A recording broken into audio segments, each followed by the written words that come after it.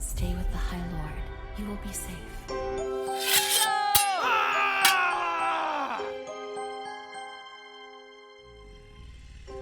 Humans have no say in the law of dragons. Bonjour et bienvenue dans le podcast Le Fond du Chaudron. Ici, on vous parle de fées, de dragons, de loups-garous et de sorcières, bref des lectures de notre book club fantasy, pour la plupart en anglais et quelques-unes en français.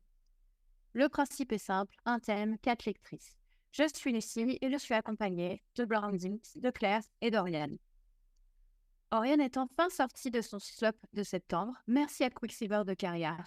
Elle est maintenant quelque part entre la Macedonia et Atlantide.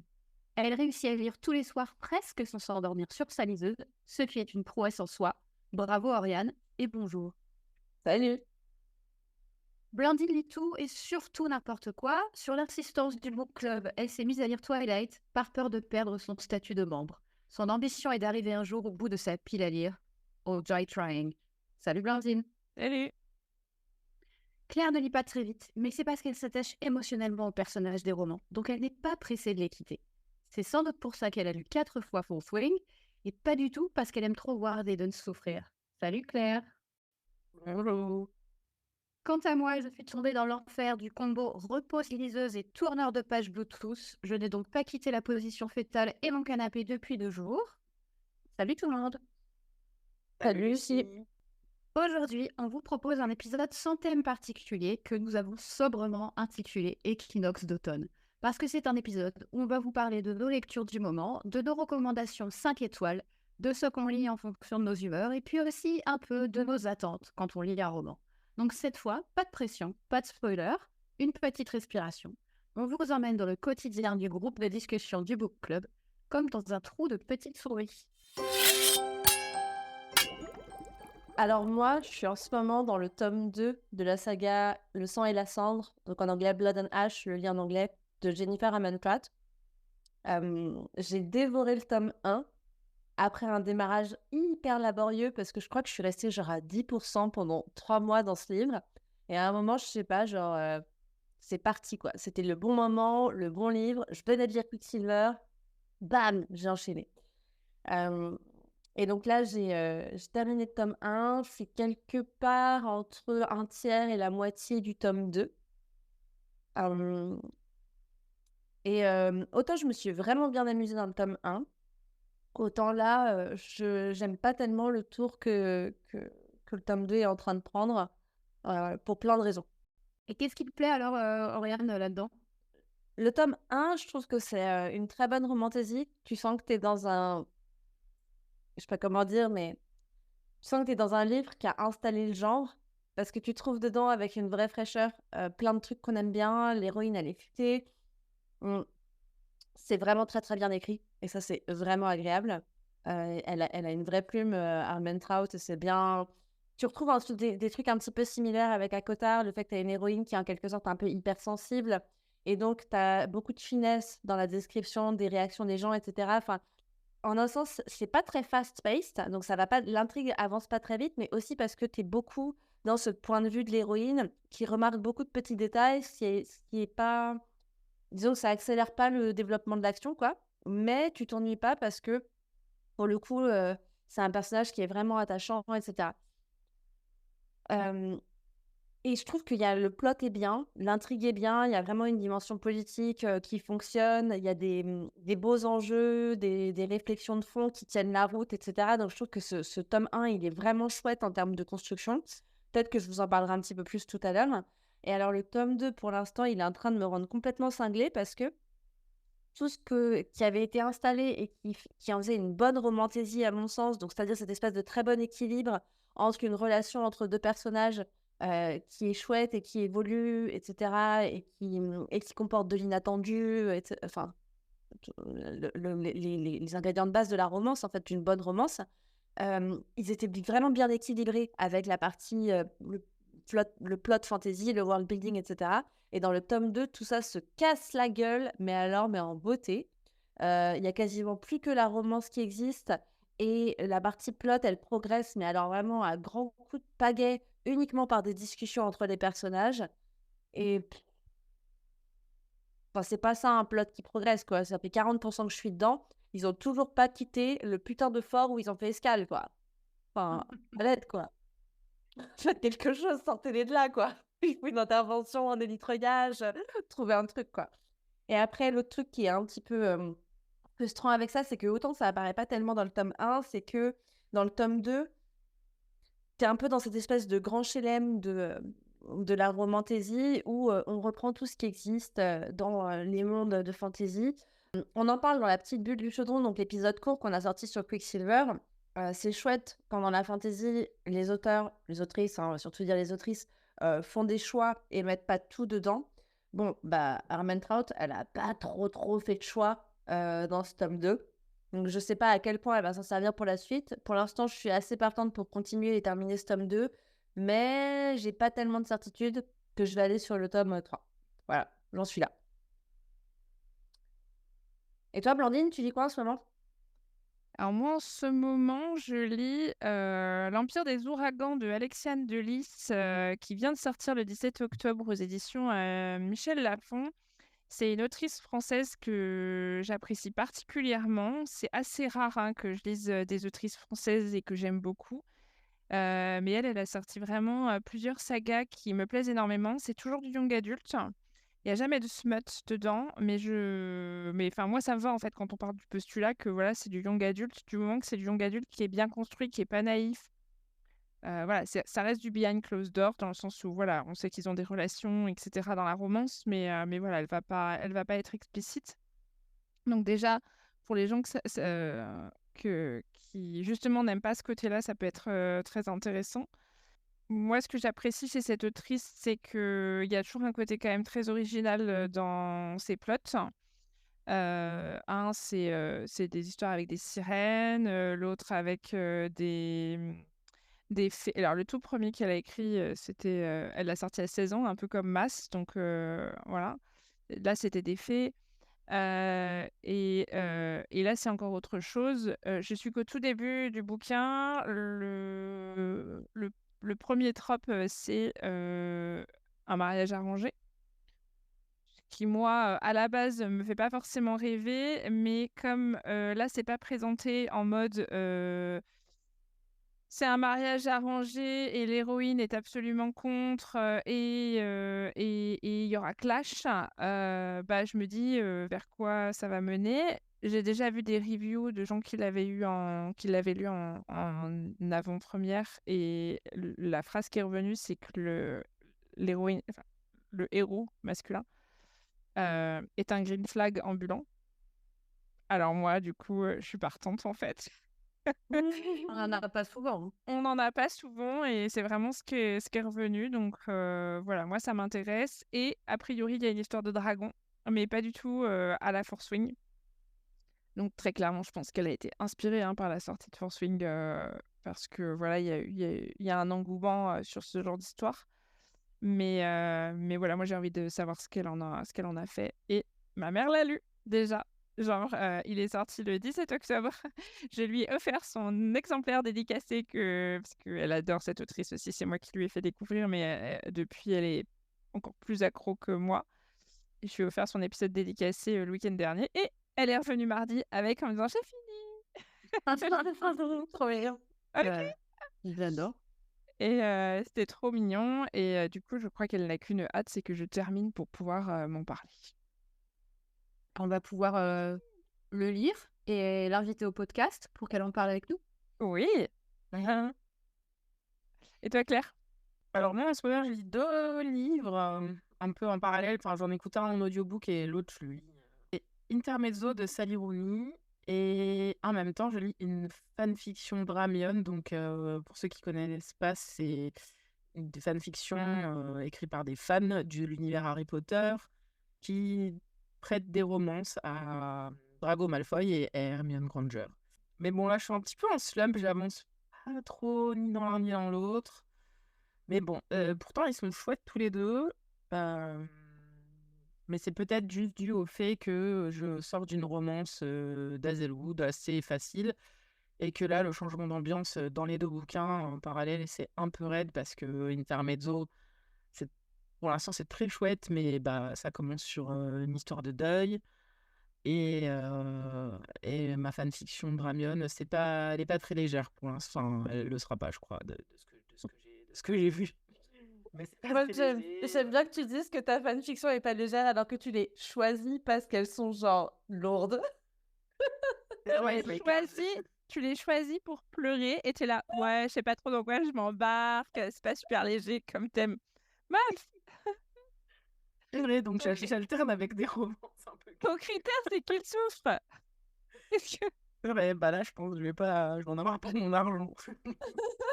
t'en as parlé à ta psy de ça, quand même? Je pense qu'il faut en parler.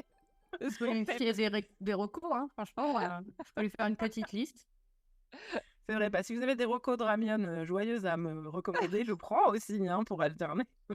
Mais tu les liras parce que j'en ai plein, mais je te les envoie pas parce que je me dis, Bah, ouais, déjà.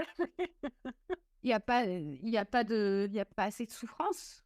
J'en ai déjà lu une et demie. Une et demie. Une et demie, mi-fun, mi-dramatique. Ah, d'accord. Ok. Et toi, Lucie? Alors moi, je suis comme Claire, j'ai deux lectures en parallèle. Je suis un peu sortie de la fantasy. Alors, je précise, c'est à cause de Ryan Gosling. Qu'est-ce qu'elle raconte, me le direz-vous? Ryan Gosling est en train de tourner l'adaptation de Project Hail Mary, qui est un bouquin de science-fiction de Andy Weir, qui est le mec qui a écrit Le Martien. Vous avez fait un film aussi avec où le monde devait encore sauver Matt Damon, parce que Matt Damon coûte cher. Hein, faut toujours le sauver d'un truc. Donc voilà. J'avais lu le bouquin aussi, j'avais bien aimé Le Martien, j'avais trouvé ça assez fun. Et là, j'ai vu qu'il y avait, l'adaptation ciné qui était en train de se tourner.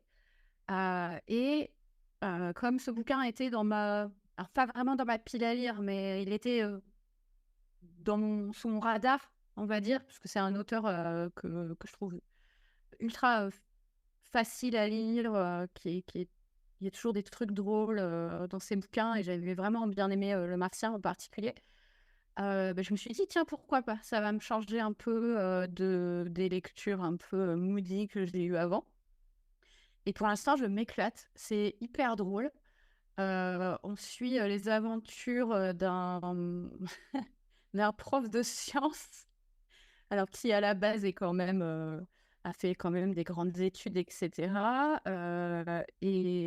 En fait, on est vraiment dans une média stress. On arrive, il se réveille et il sait plus qui il est, il sait pas où il est, etc. Donc on découvre ça avec lui et puis avec un peu des flashbacks qui sont déclenchés par son environnement. Mais voilà, en gros, il est dans l'espace, il va essayer de sauver le monde. Et il est très, très drôle. Il y a beaucoup de références à l'enseignement qui me parlent énormément. Alors que clairement, il le dit, hein, il est prof en collège, donc moi, je n'ai pas fait ça longtemps, mais ça me parle. Il est ultra fun. Donc c'est vraiment un plaisir à lire, même si je ne comprends pas la moitié des expériences scientifiques dont il parle. Car j'ai un bac littéraire et ça se sent. Mais je pense que si je prenais le temps, ça me donne envie de faire des recherches et de comprendre ce dont il parle. Et en même temps, c'est pas obscur. C'est-à-dire que c'est comme ça, il parle de concepts, c'est juste que voilà, c'est pas les trucs qui font partie de ma culture générale. Mais ça reste hyper drôle. J'en suis à peu près, j'en suis un peu plus de la moitié déjà. Je ne sais pas si à la fin il sauve le monde ou pas. Donc je peux même pas vous spoiler. Mais oui, voilà, j'en suis à peu près 60%. Mais très très drôle. Et alors moi, je suis quelqu'un qui a énormément de mal à visualiser les personnages, peu importe ce que je lis. Et ça m'aide beaucoup en fait de visualiser Ryan Gosling, qui sera pas forcément hyper à son avantage, voilà. Mais je trouve il est plutôt, pour l'instant, plutôt bien choisi pour le rôle. Et en parallèle, comme Claire, je lis une petite fanfiction Dramion. Je sais pas si on lit la même d'ailleurs. Est-ce que c'est celle qu'on... Oui, c'est c'est ça. celle... Ouais, c'est celle qu'on lit en commun. Donc on se fait un buddy read J'ai pas dit fanfic. Secrets and Masks. Ouais, je sens qu'on va moins rigoler. En même temps, j'ai toujours une fanfic dans ma poche, donc voilà. C'est vrai que je ne parle pas souvent, mais en général, j'ai une lecture classique, on va dire. Je lis toujours une fanfiction en parallèle, voire 4, donc voilà, c'est tout pour moi. Mais dans ma poche, je n'ai pas que des fanfictions, j'ai aussi des recommandations. Blandine, tu veux nous Ouais, je veux carrément vous recommander quelque chose. Je veux vous recommander la série Assistant to the Villain et Apprentice to the Villain qui est le tome 2. C'est une série de Anna Nicole Meirer. Je pense que ça se prononce comme ça, mais j'en suis pas certaine. C'est absolument génialissime. Je pense aussi qu'on peut classer ça dans du young adult. En tout cas, c'est du slow burn, puisque pareil, pas de smut pour le moment sur les deux tomes. Et j'ai pas l'impression que le récit s'y prête forcément à ce niveau-là. C'est extrêmement fun. J'ai trouvé que c'était très très original le fait que du coup on se mette sur un point of view de méchant en fait. Et j'ai trouvé que toutes les relations entre les personnages étaient super bien faites et très réalistes aussi dans la façon dont les personnages interagissent entre eux et dans leurs réactions. Donc voilà, moi j'ai adoré. Je sais que Lucie l'a lu aussi. Moi vraiment, je lui mets 5 étoiles. Il n'y a pas, y a pas de sujet. J'ai trouvé ça vraiment très fun, très frais.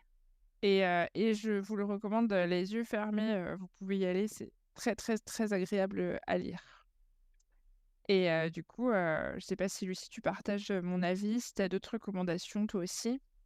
Alors moi, oui, je partage ton avis sur Assistant to the Villain. J'ai pas encore lu le tome 2, mais j'avais mis 4 étoiles au premier. Alors moi, de mon côté, si je devais recommander un bouquin en ce moment, ça serait ma dernière lecture 5 étoiles, qui est Starling House de Alix Harrow, qui est sorti en français le 2 octobre, donc un peu parfait. Parfait pour le mois d'octobre, les jours qui raccourcissent. On était vraiment dans une lecture avec une ambiance bien glauque, une maison hantée, des personnages pas du tout lisses, pas du tout parfaits. C'est super bien écrit, j'ai adoré. C'est un one-shot, donc c'est quand même assez appréciable, je trouve. On suit l'histoire d'Opale, qui a des rêves un peu envahissants, qui a une vie vraiment pas facile. Et elle a cette espèce d'obsession avec une autrice, Eleanor Starling, et la maison dans laquelle elle a vécu, qui est dans la même ville où elle vit, dans la ville d'Éden. Elle va faire des découvertes dans cette maison dans laquelle elle va finir par accéder. Et c'est vraiment voilà, quelque chose de très mystérieux, une ambiance un peu, pour ceux et celles qui ont aimé The Haunting of Hill House, tout ce qui est Mike Flanagan et tout ça, c'était top, vraiment 5 étoiles, j'ai adoré. Et toi, Claire, qu'est-ce que tu nous recommandes? Alors, j'allais dire, si vous n'avez pas le moral, je vous recommande tout Ali Hazelwood, dont on a déjà parlé dans notre podcast sur Bride. C'est facile à lire, c'est bourré d'humour et de références pop culture qui, moi, personnellement, me font me sentir validée. Donc, ça fait toujours plaisir. Je trouve que globalement, les personnages sont attachants, sauf un. Adam, c'est toi que je vise. Oh, je suis tellement d'accord. Je déteste ça. Non, en fait... Ouais, c'est ça. Mais sinon, je vais continuer sur ma lancée et je vais vous faire mes petites recommandations fanfiction Dramion, si vous aimez Dragon Malfoy et Hermione Granger. Et donc, je dirais que si vous voulez vous lancer et que vous en avez encore jamais lu, commencez par l'incontournable Manacled de Sen Yu, qui va bientôt disparaître de la plateforme sur laquelle on télécharge toutes les fanfictions, qui s'appelle Archive of Our Own, AO3 pour les intimes, à la fin de l'année. Parce que Sen Yu a écrit une fanfiction tellement bien écrite et tellement bien que ça a été acheté par une maison d'édition et qu'elle est en train de la réécrire pour la dé-Harry Potterifier. Et ça va normalement s'intituler Alchemized. Et je sais plus exactement quand est-ce qu'elle doit sortir, mais voilà, vous pouvez surveiller ça. C'est pas léger et c'est très dense, mais c'est super bien écrit. L'intrigue est géniale. On pleure beaucoup, on souffre avec eux. Mais j'ai vraiment adoré. Et on sort complètement de l'univers enfantin de Harry Potter, ce qui est très bien. Et tu peux peut-être préciser que c'est presque un crossover entre Harry Potter et la Servante écarlate. Oui, c'est ça, complètement. C'est complètement inspiré de ces deux univers, ouais. Donc j'ai hâte de voir en fait comment elle va épurer tout ça dans la version éditée en fait. Sinon, j'ai aussi adoré le classique Draco Malfoy and the Mortifying Ordeal of Being in Love de Is This Self-Care. C'est beaucoup plus léger et c'est très marrant. Et pour autant, l'intrigue est très très cool. Voilà, c'est aussi un peu un pavé, mais ça se lit très vite et très bien. Et aussi, je pense mon dernier coup de cœur en Dramion, c'est Bloody, Slutty and Pathetic de What Murder. Et je crois que le titre dit tout. C'est très... Je sais pas, j'adore. C'est drôle, mais en même temps, c'est pas super léger non plus. Et puis en plus, il y a un trope, donc une ficelle narrative que j'ai découvert que j'adore. C'est le mariage arrangé. Mais quand c'est bien fait, quand il faut que chaque prota il trouve un intérêt au départ, en fait. Il faut pas que ce soit complètement imposé. Mais là, ça fonctionne super bien et leur relation, elle évolue hyper bien, je trouve, justement. On parle de deux personnes qui se détestent un peu. Je sais pas si c'est vraiment vrai dans les deux sens, mais en tout cas, ça évolue bien. Et ouais, je sais pas, c'est une super évolution des personnages et de l'intrigue qui est vraiment très, très chouette. Voilà. Et toi, Oriane? Pour la environ 58e fois, vous allez m'entendre parler de la saga de la Tour de Garde de Claire Devilliers et de Guillaume Chavannes-Gillan. Je vais bien le lire. Il faut le lire, c'est extraordinaire, c'est de l'excellente fantasy française. Il y a zéro smut, mais on s'en tape parce que c'est fabuleux. Le world building est ma boule. Si vous aimez l'hiver, vous commencez par Capitale du Nord. Si vous aimez pas l'hiver, vous commencez par Capitale du Sud. Dans les deux cas, vous êtes content à la fin. C'est vraiment ouf. Le système même est génial, c'est-à-dire que c'est une saga écrite à deux mains qui se passe dans le même univers. Les deux intrigues sont à la fois indépendantes et en même temps se recoupent. Mais se recoupent vraiment, c'est-à-dire que c'est pas genre un petit détail anecdotique au chapitre 2, c'est que les protagonistes de chacune des histoires jouent un rôle vraiment important dans les histoires de l'autre. Et c'est... Alors, je trouve que la saga Capitale du Sud est un tout petit peu au-dessus de Capitale du Nord parce que l'écriture de Guillaume Chamanadjian, elle est vraiment extraordinaire. Et enfin, vraiment, c'est chef kiss comme truc, quoi. Après, la saga Capitale du Nord est aussi très très chouette et elle a comme particularité d'avoir une héroïne, un personnage principal qui est côté autiste, sans que ce soit jamais dit franchement, mais qui est vraiment bien écrit, je trouve, en ce sens. C'est vraiment cool.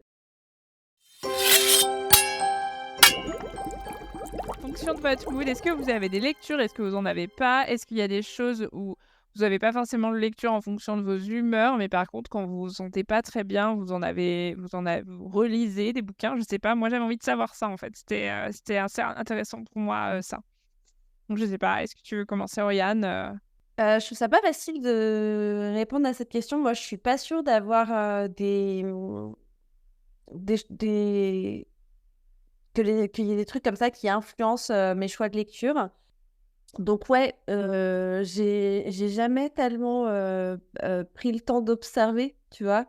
Est-ce que ceci ou est-ce que cela? Après, bon, bah, force est de constater que quand je suis un peu, quand j'ai des petits coups de mou, bah, comme tout le monde, hein, je relis Bride. Hein.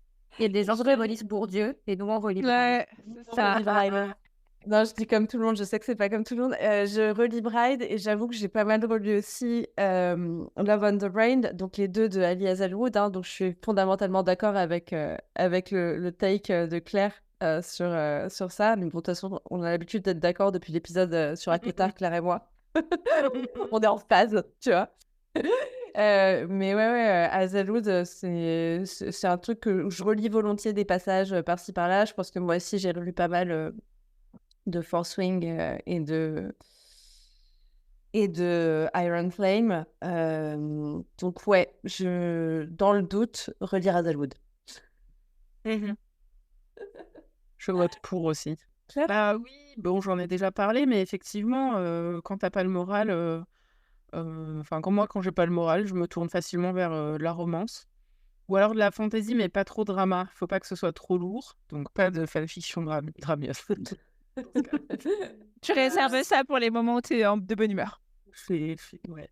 La romance facile, bah donc, on l'a répété, Hazelwood par exemple, c'est une valeur sûre, mais j'avais aussi passé un bon moment en lisant Beautiful Disaster de Jamie Maguire, qui est pas mal critiqué parce qu'effectivement, il y a plein de trucs problématiques dans le livre, mais je sais pas.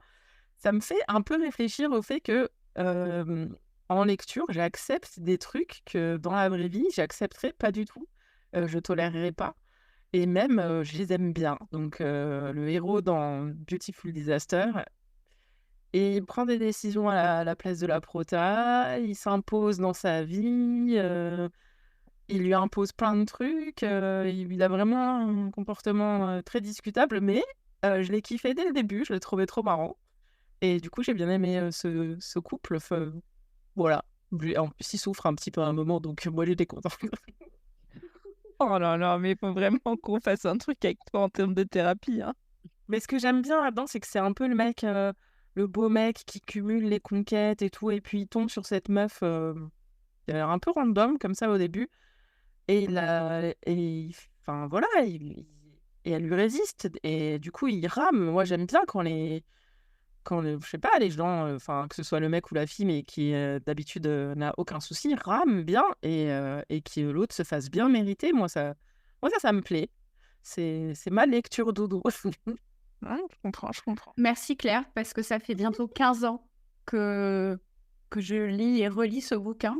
Je l'ai lu quasiment à sa sortie et je suis incapable d'expliquer pourquoi il me plaît autant. Ne regardez pas l'adaptation. Pardon, c'est horrible. Non, il faut pas. C'est Non, mauvais. non, lisez le livre, mais je sais pas pourquoi je les aime autant. Et les deux, en plus, j'aime les deux personnages. Ne lisez pas la suite, ne lisez pas forcément d'autres choses de la même mais tu autrice. peux lire le point of view du mec. Oui, mais sinon, Ça, c'est assez fun. juste Beautiful Disaster, un de mes coups de cœur, mais littéralement, hein, je suis allée voir. Je l'ai lu la première fois en août 2011.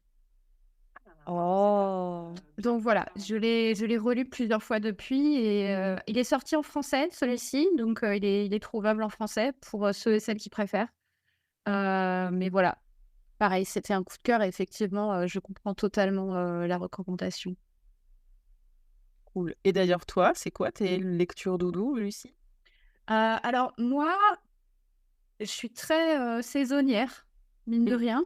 Et là, le mois d'octobre, tout ça, je me suis dit, allez, je vais me faire une petite thématique Halloween. À l'heure où on enregistre, j'ai fini 11 livres. Et on est mieux qu'au mois de septembre. Mais du coup, dans ce que j'ai beaucoup aimé et que je recommanderais et qui colle parfaitement avec l'ambiance, je trouve, un super one-shot avec des vampires de Ciel Pierlot, The Hunter's Gambit. Un livre que j'ai acheté l'année dernière pendant un séjour à Paris, qui est vraiment un crossover de Bigfoot et du Bachelor.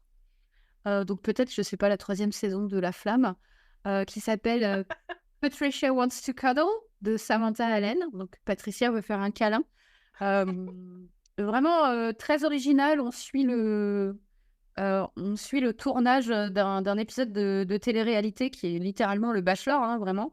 Et on a les points de vue des 4 candidates et des personnages un peu autour. Voilà, un plaisir. Et ils se retrouvent sur une espèce d'île isolée pour un tournage, vous savez, où ils ont des dates, des choses comme ça. Donc voilà. Et c'est pas du tout, ça ne se termine pas comme on s'y attend. Évidemment, Starling House, dont je vais parler tout à l'heure, qui est vraiment que j'ai adoré, qui est exceptionnel. Donc, je vais aller lire d'ailleurs les autres bouquins d'Alice Harrow. J'ai aussi lu, alors, je lis régulièrement des dark romance. Voilà, j'ai pas vraiment il y a pas grand-chose qui me fait peur en termes de trigger warning et tout, donc je suis assez, voilà, c'est des bouquins, donc j'arrive à prendre du recul. Et cette dernière Dark Romance, j'ai jamais autant ri. En tout cas, j'ai pas autant ri depuis Butcher and Blackbird, qui m'avait fait vraiment rigoler et qui était, pour une Dark Romance, assez légère. Et là, pareil, Lights Out de Navessa Allen. Vraiment, je n'ai fait que rire. J'ai adoré les deux personnages. Franchement, c'est sous-titré, hein. C'est une Dark Romance de Stalker. Jamais vu un Stalker avec autant de green flags. Voilà. Josh, voilà, je te kiffe. Donc, c'était vraiment, j'étais là, ah super, une Dark Romance pour se faire un peu peur, pour des trucs un peu glauques. Et j'étais là à me bidonner toutes les 3 pages. Et toi, Blandine, la Dark Romance, quand t'as envie d'un truc léger? Non, alors moi, je lis très très peu de dark romance quand même. Non, alors ce qui est marrant, c'est que je me suis aperçue que... Enfin, j'ai posé cette question parce que je me suis aperçue dernièrement que j'avais en fait des lectures de quand ça va pas. Et c'est pas forcément des lectures en fait que je pourrais doter bien. Je sais pas comment expliquer ça, mais bon, globalement, mon mois d'octobre a été assez compliqué. Et je n'ai lu que de la romance contemporaine, donc Anna Wang, hein, toute la série Twisted et toute la série Kings of Sins.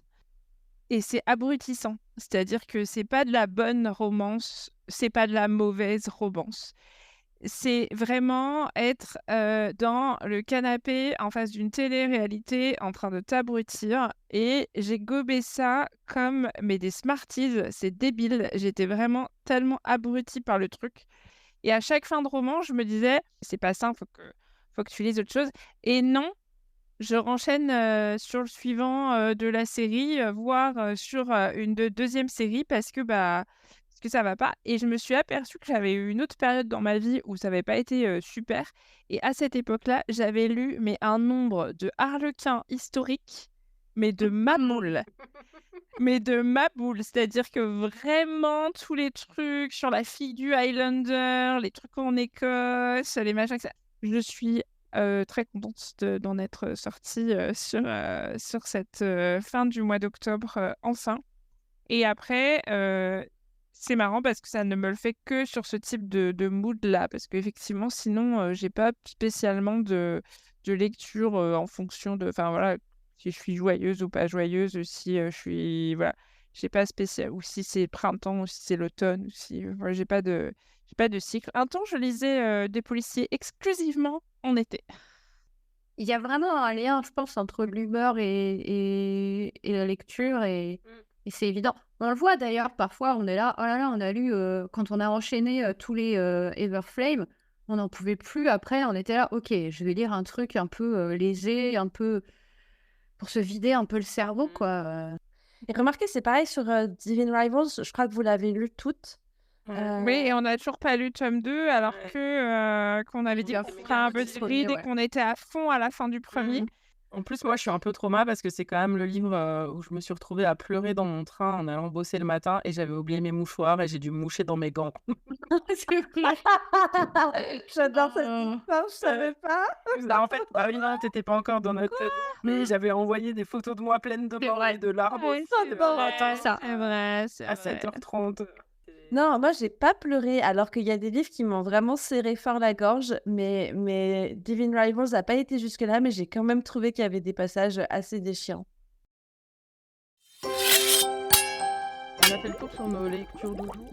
Et quelles sont nos attentes sur les genres littéraires? Qui veut commencer? Allez, Alors, mes attentes sur les genres. Bah, le souci, c'est qu'à force de lire des trucs, bah, forcément, mes attentes, c'est ce qu'on disait dans Quicksilver. Enfin, en fait, mes attentes, c'est bah, surprenez-moi. J'en ai Bah ça, on avait compris, hein. Vu ta recommandation avec le Yeti, là, moi, j'avais bien compris que l'attente, c'était de te surprendre. Toi, t'es prête pour l'histoire de la meuf qui tricote son mec, quoi. Mais je l'ai lu. Ah bah voilà. Bah, enfin, t'es prête pour Et l'histoire de pour la la- meuf pour qui la- tricote son mec? Non, Je pour crois que je l'ai la pas lu, peut-être. pour la fourchette. Sentient Fork. La fourchette, ouais. Sentient Ouais. Fork. Non, non, autant la monster romance à fond, autant les trucs avec des objets, bon, moyen, moyen, je laisse ça aux autres. Non, mais mes attentes, bah, non, moi je suis très world building hein, sur la fantasy, évidemment. Je veux des relations entre les personnages qui ont du sens, peu importe qu'ils aient 1800 ans d'écart ou 8. Euh, Après, enfin, vous le savez, moi, j'oublie quasiment immédiatement ce que j'ai lu. Donc, est-ce que j'ai vraiment des attentes à part que ça tombe au bon moment par rapport à mon humeur, etc. J'ai pas... Non, en fait, c'est pas que j'ai pas d'attentes, c'est que mes attentes changent tout le temps et que je lis en fonction de mes attentes. Mais je change de genre aussi en fonction de mes attentes. C'est ce qu'on disait tout à l'heure. Et, euh, et oui, je suis capable de lire des trucs absurdes comme cette meuf qui tricote son mec. Ne- Ce n'est pas une recommandation. Il n'était vraiment pas ouf. Euh, mais non, j'aime bien. En fait, j'aime bien être surprise par la qualité dans des genres complètement absurdes. Et oui, je parle de Milking Farm Morning Glory, par exemple. Mais aussi la Dark Romance dont je parlais tout à l'heure, qui m'a fait super rigoler, en fait. Ma lecture actuelle, qui est de la science-fiction, où je rigole beaucoup aussi. En fait, j'aime bien rigoler, je crois. Bah, Ouais, voilà, voilà. Pratchett.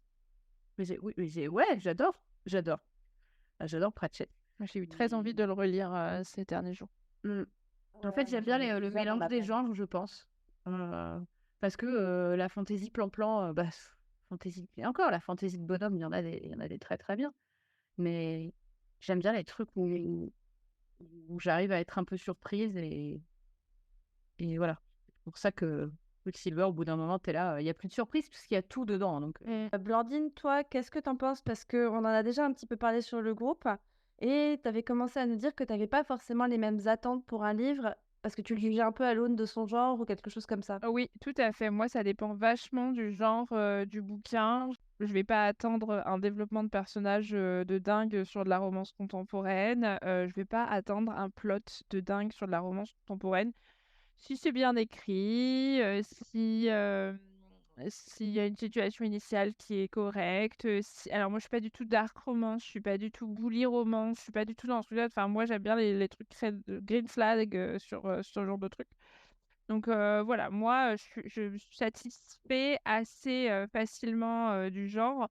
Là, par exemple, sur les Anna Wang, bah voilà, c'est correct, c'est pas ouf, mais c'est correct. Et j'en attendais rien, en fait. Donc, bah, je suis assez contente du truc. Sur de la fantasy, bah, je vais être un peu plus critique, forcément. C'est mon genre de base. En plus, je me suis vraiment construite sur ce que depuis le début, nous, on appelle la fantaisie de bonhomme. Moi, j'aime, enfin, plus j'avance et moins j'aime la séparation fantasy-romantasy. Dans le genre, pour moi, la romantasy, ça fait partie de la fantasy et ça devrait pas être considéré comme un sous-genre parce que, il y a de la romance dedans. Mais du coup, j'ai plus d'attentes sur ça. J'ai des attentes de plot, j'ai des attentes de tropes, j'ai des attentes de qualité vraiment littéraire hein, sur ce genre de fantasy que je n'ai pas sur de la romance contemporaine.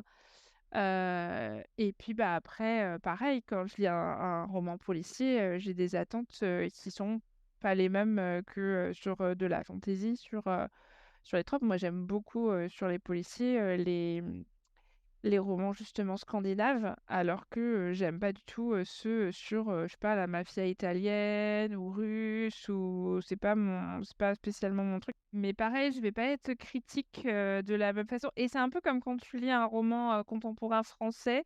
euh, Moi, je vais être très critique sur le roman français contemporain et c'est pour ça que j'en lis très peu. C'est-à-dire que je comprends totalement que Guillaume Musso, ça plaise à la majorité des gens, que Virginie Grimaldi, ça plaise à la majorité des gens et je comprends tout à fait qu'il y a un certain succès autour et je vais pas du tout jeter la pierre aux gens qui lisent ce type de bouquin. Mais moi, je n'aime pas. Je trouve que la qualité littéraire est nulle et alors je vous dis juge pas et après je vous dis la qualité littéraire est nulle. C'est pas terrible comme façon de s'exprimer sur le truc, mais Moi, j'aime pas et j'attends autre chose du roman français contemporain en termes de qualité et d'élévation du truc. Donc, c'est pour ça que j'en lis finalement très peu, parce qu'il n'y en a pas beaucoup qui trouvent grâce à mes yeux à ce niveau-là. Il y a peut-être Emmanuel Carrère, où systématiquement j'aime bien. Et voilà. Qu'est-ce que tu en penses, Oriane? Je crois que je partage beaucoup ton point de vue, Blandine, sur le fait que je juge les livres à l'aune de leur genre et qu'effectivement, j'ai pas les mêmes attentes sur une romance, sur une fantaisie, sur un livre contemporain français, etc. Moi, je rajouterais un truc qui est que je pense que je juge beaucoup les livres à l'aune de ce qu'ils veulent être. Et que ça, c'est assez important parce que je vais juger vachement moins durement des livres de meufs qui écrivent, par exemple, déjà dans des genres qui sont des sous-genres ou des trucs comme ça, et qui écrivent pour le divertissement de leur père. Et c'est pour ça que j'ai accroché à Sarah J. Maas, par exemple, parce que pour moi, tu sens qu'elle arrive de la fanfic, tu sens qu'elle est là pour faire plaisir à des gens, et tu sens que même si c'est bien écrit, que ça se tient à plein de niveaux, etc., euh, ça se prend pas pour de la grande littérature. Et dès lors que quelque chose se prend pour de la grande littérature, ou en tout cas veut en être, bah forcément, moi, il n'y a pas de problème. J'arrive et je vais te regarder vraiment en regard de ça. Et du coup, mon regard va pas être le même et je vais être beaucoup plus sévère, etc. Après, j'ajouterais peut-être un truc qui est plus simple sur les attentes, qui est personnel, c'est que moi, j'ai juste un prérequis de base sur tous mes livres. Je peux pas lire un truc mal écrit. Ça fait de moi une grosse connasse. Il y a pas de problème. J'assume. Je pense que c'est vraiment mon côté snob. Et que j'ai pas de souci à ce que des gens apprécient du Guillaume Musso, du Marc Lévy, des trucs comme ça. Moi, ça me tombe des mains simplement parce que je trouve ça vraiment, vraiment mal écrit. Je suis vraiment snob. Non, Mais parce que je partage ton opinion. Moi, j'irai pas les lire. Après, Non, mais j'en ai lu quand même, tu vois. Et après, moi, c'est ça aussi, c'est que à la fois, ça me tombe des mains, et en même temps, dès qu'un truc a un gros succès, bah, je suis la première à être chaud pour le lire, aussi parce que j'adore savoir ce qui fait kiffer les gens. Il y a des trucs que j'ai lus et au final, j'ai quand même pris du plaisir. Tu vois, je sais que, par exemple, j'avais dévoré Ensemble, c'est tout d'Anna Gavalda, qui est pas trop mal écrit, pour le coup, vraiment prenant. J'en ai lu d'autres d'Anna Gavalda ensuite qui n'ont pas eu tout à fait le même succès. Je pense elle a vraiment rien fait d'aussi qui a autant parlé à un public, en tout cas, que Ensemble, c'est tout. Bon, j'ai passé un bon moment et moi, je suis prête à passer des bons moments avec les livres. Et par contre, c'est vrai que je suis incapable. Tu vois, le sujet des attentes, pour moi, il rejoint vachement celui des notes. Je suis toujours hyper admirative quand je vous vois donner des notes à des livres parce que vraiment, réellement, je ne sais pas faire ça. Je ne sais pas synthétiser en un nombre d'étoiles ce que j'ai pensé d'un livre, parce que ce que j'ai pensé d'un livre, c'est toujours hyper pris dans plein de critères différents, dans plein de, de perspectives. Et un livre que j'ai trouvé à 4 à l'aune de son genre, et ben, il est peut-être à 3 sur un autre critère, parce qu'en fait, ce genre-là, il ne se situe pas exactement au même endroit. Enfin, voilà, vraiment, je sais pas donner une note. Je pense que si tu commences à me dire, bah là, si, il faut que tu mettes un nombre d'étoiles, je suis en écran bleu Windows, tu vois. Genre, bug total, il faut me redémarrer. Je freeze. Je freeze, tu vois. Vraiment, je sais pas faire ça. Après, ça m'empêche pas de savoir clairement ce que j'ai pensé des livres, quand même, tu vois. Mais, et de savoir ce que je recommande à quelle copine et pas à telle autre, parce que tu connais leur goût aussi, et parce que tu sais à quoi elles sont attachées, et tu sais où tu peux les emmener, là où elles ont pas encore été, et là où il y a des meufs où tu les emmèneras pas, quoi. Vraiment, tu les emmèneras pas là. Donc, après, moi, j'ai bêtement aussi une attente de passer un bon moment. Je pardonne pas au livre de pas me divertir, un minimum. Je veux dire, je suis pas venue pour souffrir en général quand je lis des livres. Contrairement à d'autres. Non, mais je suis venue pour souffrir, mais pas souffrir comme ça, tu vois. Il y a des degrés de souffrance, ok? C'est pas la même souffrance, d'accord?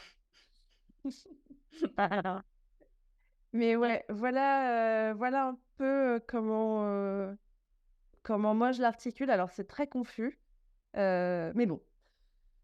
Non, je trouve pas. Moi, je suis plutôt d'accord avec tout ce que vous avez dit toutes les deux, en fait. Et je trouve pas que ce soit être snob que de vouloir qu'un livre soit bien écrit. Je pense que quand tu te lances dans quelque chose, tu as envie que ce soit bien fait. Mais toi, Claire, t'as quoi comme attente? Est-ce que t'en as déjà? Ouais, bien sûr, j'en ai. Sinon, je lirai tout ce qui passe et je lirai Guillaume Musso aussi, je sais pas. J'en ai, mais c'est comme vous, j'ai des attentes différentes selon les genres. Donc, par exemple, pour la fantasy, j'attends que il y a un bon plot, pas plein de trous. Et bon, après, je vais un peu répéter tout ce que j'ai dit dans les différents épisodes qu'on a déjà enregistrés, mais un bon plot et pas des je retombe sur mes pattes comme je peux parce que j'ai oublié de préciser ceci ou cela. Et je veux aussi, et pareil que toi, et en fait, j'aimerais bien on efface ce mot romantasy. Je trouve que c'est moche déjà, ce mot valise là. Et puis, ça fait un peu fantaisie de bonne femme versus fantaisie de bonhomme, quoi. Donc, je suis complètement d'accord avec ce que tu as dit. Pour moi, la romance, désolé, mais dans Le Seigneur des Anneaux, il y a de la romance. Enfin, Mais oui, voilà. dans Pratchett, il y en a. Ouais, Dans, c'est ça. enfin, La romantaisie, c'est vraiment la fantaisie dans laquelle la romance, sans la romance, il y aurait limite pas d'intrigue, quoi. Enfin, c'est quand même ouais, mais plus du que coup, juste. ouais, Parce que mais oui, du coup, sinon de la tu vois romance, il y en bien a dans que tout. même à Cotard ne remplit pas 100%, en tout cas sur les tomes suivants, il remplit pas 100% le truc. Ouais, C'est enfin bon, pas, t'enlèves c'est les relations entre les personnages, ça serait une bande de potes. bah qui font la guerre contre le roi d'Hiberne quand même. Enfin, il y a quand même un plot. Ils cherchent un Oui, bah, c'est chaudron. jusqu'à ce moment. Enfin, il y a quand même des trucs. Crescent City, tu peux pas dire que ce soit basé sur Bah la ouais, mais relation entre pour moi, c'est pas Hunt de la. Parce que et pour moi, c'est Brice. pas de la Ben romantique. oui, mais c'est comme ça. C'est Bah, classé ça comme devrait pas, parce romantasy. que Bah, c'est on est de d'accord. bonne fantaisie. Oui, oui, bah oui. En fait, Mais en attendant, c'est il y classé en a comme ça. très peu. Oui, mais si tu veux, par exemple, euh, Quicksilver. Enfin, non, même, il y a vague. Parfois, le plot, il est tellement nul que. Oui. Oui, en fait, ouais, Mais la moi, fantaisie, pour moi, ça Bride, veut dire, Bride, c'est de la vraie romantasy. ouais, Bright, c'est la romance, ça reste 50 romantasy. pages. Ouais. Oui, Bright, c'est vraiment de la romantasy. T'enlèves la romance, Ah ouais. il reste 50 pages, il n'y a pas de plot particulier, etc. Mais t'as quand même plein de trucs qu'on lit où c'est pas le cas, quoi. Oui, oui, mais après, moi, je pense que c'est aussi c'est le type de romantasy que nous, on aime, qui est comme ça. C'est que. Après, moi, je crois qu'il faut quand même un peu là-dessus, peut-être être lucide sur le fait que nous, la romantasy qu'on aime, comme on est des meufs qui arrivent de la fantaisie en partie, etc., c'est la romantasy où la part de fantaisie, elle est vraiment travaillée et qu'elle s'approche Ouais. juste du décor, en fait, au C'est même ça. titre. C'est l'université qui sert de décor ou c'est ça. le hockey qui sert de décor, Mm. etc. Nous, on a des attentes là-dessus parce que c'est ça notre truc. Et donc, effectivement, ta demande, elle est légitime dans ce contexte-là. Mais tu vois, typiquement, moi, dans mon tome 2 là, de Blood and Ash, je suis désolée, le plot, on n'a plus rien à foutre à ce stade. Enfin, Oui, on est c'est une d'accord. fantaisie. Mm. Et ça me... Oui, du coup, ça devient péjoratif. Ouais. Voilà, Bah, en Bah, fait, ça devient le harlequin de la fantasy, hein. c'est ça. oui, mais pour moi, c'est pas non plus un souci en soi parce que je crois que le sujet, c'est aussi de pas hiérarchiser de manière générale ni la romance, ni la romantasy, et je dis ça alors que je viens de dire que Musso, je trouvais que c'était mal écrit, hein. Donc vraiment, tu vois, je suis pas à l'abri de mes propres contradictions. Euh, mais est-ce que le sujet, c'est pas de revaloriser la romantasy et la romance plutôt que de supprimer le mot, quoi? Bah non, en fait, moi, ce que je voulais surtout, c'est qu'il y ait un bon équilibre entre le plot et la romance. Je veux pas que l'un prenne le pas sur l'autre ou qu'on attende trop l'un pour continuer sur l'autre, etc. Faut que ce soit bien dosé, bien distribué tout le long du bouquin ou de la saga, parce que souvent, c'est des séries, quoi. Sinon, je vais être saoulée par des chapitres si j'attends trop longtemps qu'un truc se passe sur un plan ou sur l'autre. Faut que ce soit bien imbriqué aussi. Donc, en fait, c'est ça. une question d'équilibre, quoi. Mm. Et par Clairement. exemple, quand je lis de la romance, moi, je veux que les persos, ils vaillent le coup. Je veux pouvoir m'attacher, m'identifier. Je veux qu'il y ait du challenge, parce que je dis Ils évoluent aussi. qu'ils évoluent. Mm. Que si au début, ils sont rivaux, bah, faut quand même que ce soit une rivalité, une vraie rivalité, quoi. Il y a du sens, ouais. Je parle même pas des enemies to lovers, parce que ça, c'est une grande discussion dans notre book club. C'est que le vrai enemies to lovers n'existe pas vraiment. Enfin, on le cherche encore, quoi. Mm. Euh, Ah, il faut il est pas pas mal dans Blood and Ash. Je suis sûre Ah, que...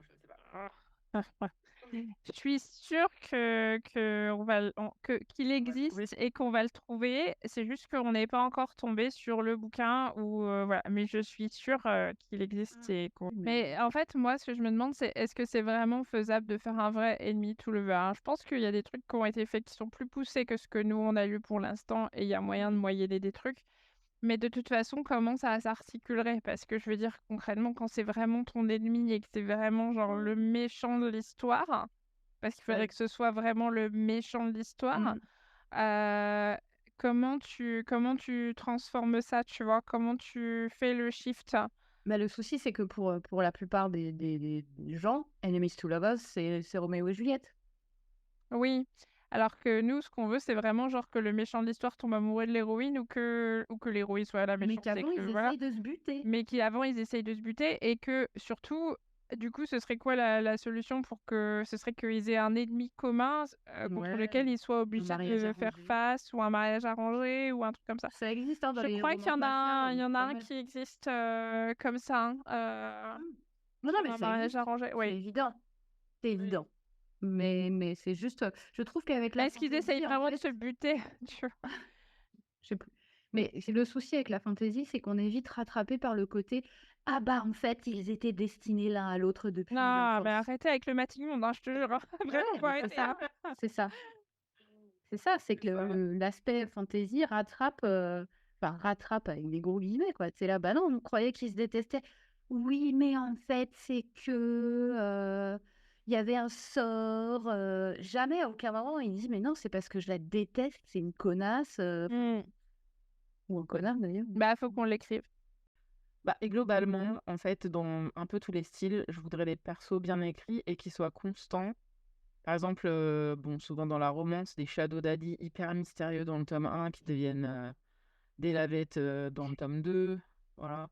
Ou des Luther, on vilains. pense à toi. Ouais. Euh, bon, enfin, il me faut une galerie de personnages assez vaste pour me faire, si on perd l'intérêt dans les deux protas du début, me reporter mon intérêt sur d'autres personnages, quoi. Donc, pas une personnage principal super badass qui se transforme en princesse incapable de lasser ses chaussures dès qu'elle a acquis un nouveau statut. Parce que ça me saoule dans la vraie vie, en fait, les princesses. Donc, Ah, voilà. puis les gens, tout court, merci d'être cohérent parce que sinon on vous Ouais, suit c'est plus, ça. quoi. Hmm. C'est ça, je veux dire, non, si t'as trop de personnalité, t'es pas mon pote, ça fait peur, quoi. Bah, voir un psy. Voilà. Et hop, on a fini. Si vous souhaitez apporter votre grain de sel ou réagir à ce podcast, n'hésitez pas à nous laisser des commentaires sur nos réseaux sociaux. On les lit tous et ça nous fait super plaisir de vous répondre. Si vous le pouvez, laissez-nous aussi des étoiles, de préférence 5, sur la plateforme sur laquelle vous nous écoutez. Ça nous aide. En attendant le prochain épisode, vous pouvez réécouter les précédents, par exemple celui sur la série Akotard de Sarah J. Maas ou notre format court sur Quicksilver de Cali Hart. Vous pouvez nous retrouver sur Instagram, suivez le compte Le Fond du Chaudron tout attaché. Et bien sûr, si vous connaissez quelqu'un qui lit de la fantaisie et ou de la romantaisie, faites-lui découvrir cet épisode. Prenez soin de vous, n'oubliez pas de lire les livres qui se trouvent déjà dans votre pile à lire. Et à bientôt!